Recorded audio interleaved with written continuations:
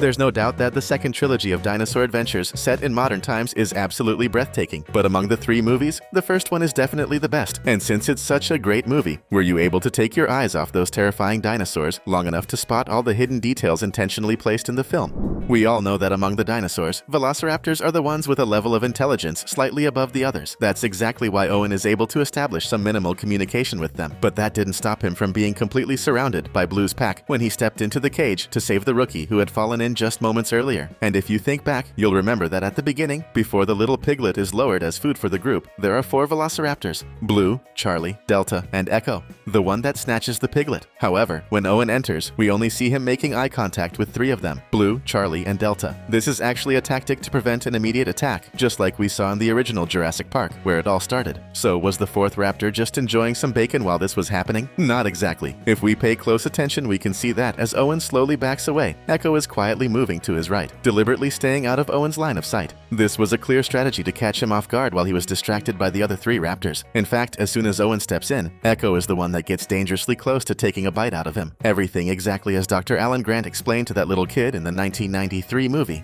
Once you notice this, it's mind-blowing. But that's definitely not the only hidden detail in Jurassic World 2015 that we're about to reveal. If you want to have your mind blown, stick with us and check out this video now. Near the end of the movie, when the boys are hiding in the souvenir and gift shop, look closely at the scene where Gray, the younger brother, is sitting. To his left, you can see a t-shirt displaying a lineup of prehistoric animals from the Jurassic period. This seems to be a direct response to all the criticism of the original trilogy, where many pointed out that several of the dinosaurs featured weren't actually from the Jurassic period, but from the Cretaceous period instead. But honestly, who really cares about that besides paleontologists? And speaking of hidden messages, in another scene, again behind Gray, there's another t-shirt featuring a T-Rex with the phrase, "I'm back," a clear joke about the franchise making a grand comeback. Since then, we've had 4 more movies, plus several animated series.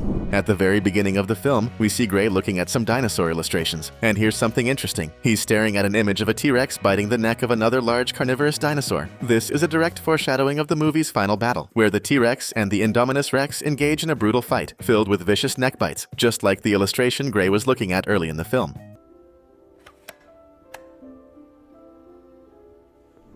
As soon as the movie actually begins and the 2 brothers head to Dinosaur Island, they are left under the care of the assistant, who, despite being a bit grumpy, definitely didn't deserve that terrible fate.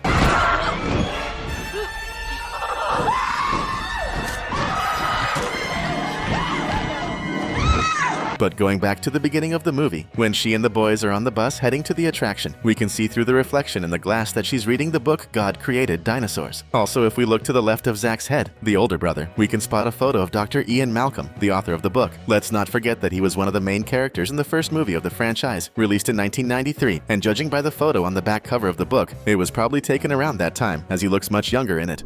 We can't ignore the product placement in this movie, like the obvious brand of headphones that Zach wears throughout the film, featuring the famous B of Beats by Dr. Dre, just like the all-star shoes worn by the older brother, where we can clearly see the logo displayed prominently on the front. Oh, we also noticed the carpet in the entrance hall, featuring the Hilton Hotel's logo. This one almost slipped past us, but we managed to catch it. Now, if you're also a fan of this Jurassic franchise, prove it by commenting T-Rex down below. However, not all of the brands shown in the movie are real, but one of them is a great Easter egg. When Gray enters the park facilities, we can spot an advertisement high up behind him that appears to be a brand exclusive to Dinosaur Island, Jurassic Tennis. This is the same brand that the park's original owner, Dr. John Hammond, envisioned decades earlier, and we can see it displayed on the screen behind him during the dinner with the visiting scientists.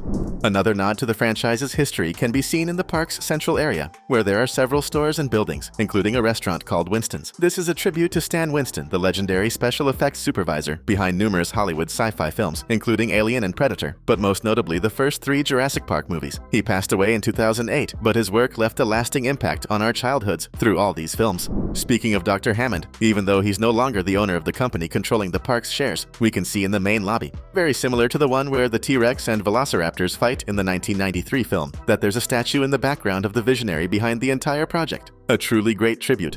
In this same location, we see Gray activating the glass monitor designed for visitors to view genetic information about the dinosaurs. And guess who shows up? That's right, Mr. DNA himself, the same character who gives scientists a presentation in the first movie, explaining how they managed to access the genetic code of extinct reptiles, proof that this little mascot is still going strong in the company.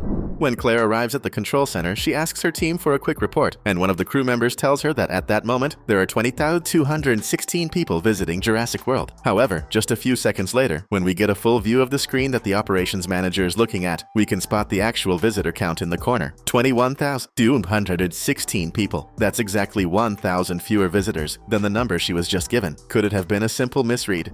Moving on to the moment we officially meet the Indominus Rex, the park's security team stumbles upon a piece of skin and flesh on the ground, containing none other than the tracking implant. Interestingly, just moments later, when the massive reptile wipes out the entire team, we can actually see an injury on its shoulder, exactly where the tracker was removed. Definitely an intriguing bit of continuity in the story, but one that most people completely missed. When Claire and Owen are searching for her nephews, the Velociraptor trainer tells her she should head back and leave the rest to him. In response, we see Claire tying the front of her blouse and rolling up her sleeves. This is a spot-on reference to how Dr. Ellie dressed in the first movie. She also wore her shirt tied in the front with rolled-up sleeves. A fantastic nod to the franchise's origins. Now, let's be real. If you've made it this far, you know we deserve your subscription, so go ahead and hit that button below to join our team of true movie fans.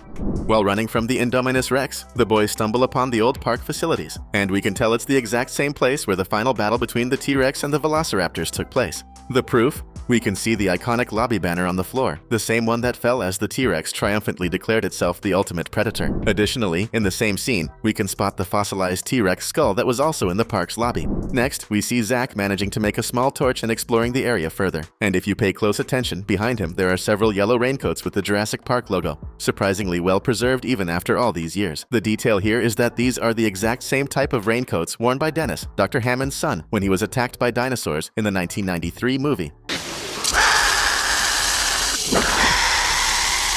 In the same area, shortly after, Gray finds the night vision goggles used by little Tim in the first movie. It's worth noting that Gray is practically a modern counterpart to Tim in this new trilogy. He's the young boy who always needs protection, so what could be more fitting than him finding his predecessor's goggles?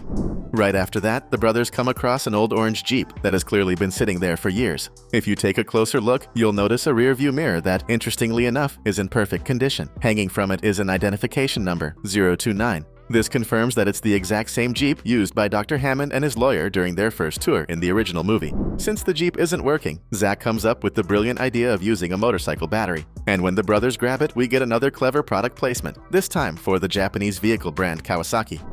Moving closer to the end of the movie, we see Claire coming up with the idea to lure the T-Rex into fighting the Indominus Rex, using a red flare to get its attention. Obviously, this is a reference to what Dr. Allen did in the 1993 movie to attract the T-Rex's attention. An interesting fact is that the film's director confirmed that this is actually the same T-Rex from the original movie, just 22 years older, which makes us wonder, did Claire somehow know that Dr. Allen had used a red flare to attract the giant reptile and decide to replicate his tactic? We may not know that, but one thing we do know is that you appreciate top quality content. So we've selected 2 more amazing videos for you to watch and enjoy. See you in the next one. Thanks for watching.